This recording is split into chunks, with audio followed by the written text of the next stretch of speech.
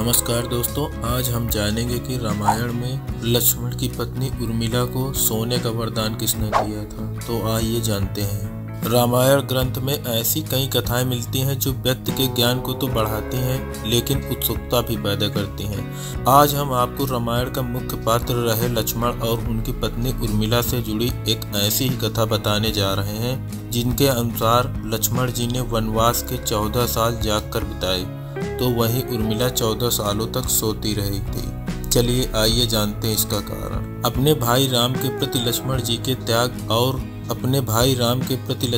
त्याग को तो सभी जानते हैं, लेकिन लक्ष्मण की पत्नी उर्मिला का त्याग माता सीता से भी बढ़कर माना जाता है, क्योंकि माता सीता ने वनवास में 14 वर्ष अपने पति के साथ बिताए थे, लेकिन उर्मिला जी को 14 वर्ष तक लक्ष्मण जी के वियोग भी सहना पड़ा था। रामायण की कथा के मुताबिक वनवास के दौरान लक्ष्मण जी की पत्नी उर्मिला भी उनके साथ जाना चाहती थी, लेकिन लक्ष्मण जी ने उनसे कहा कि उनकी आवश्यकता अयोध्या में जाता है, अगर वह भी चली जाएंगी तो माताओं का ध्यान कौन रखेगा।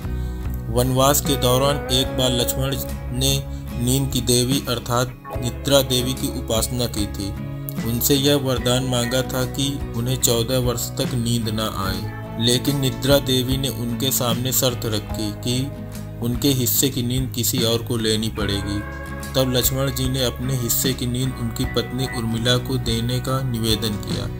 इसलिए निद्रा देवी के वरदान के कारण उर्मिला 14 वर्ष तक सोती रही थी और लक्ष्मण जी जागते रहे। वहीं रामायण के एक और पात्र कुंभकर्ण को भी भूलवश ब्रह्मा जी से सोने का वरदान मिला था। रामायण की कथा के अनुसार उर्मिला जी ने 14 वर्ष तक एक आंसू भी नहीं बहाया था, क्योंकि लक्ष्मण जी ने उनसे ऐसा न करने का वचन लिया था, क्योंकि अगर नववधू होकर वह दुखी होंगी तो अन्य लोग भी उन्हें देखकर उदास हो जाएंगे।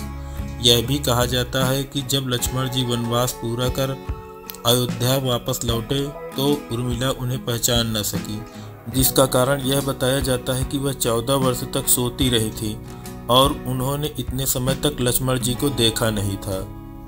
जय श्री राम।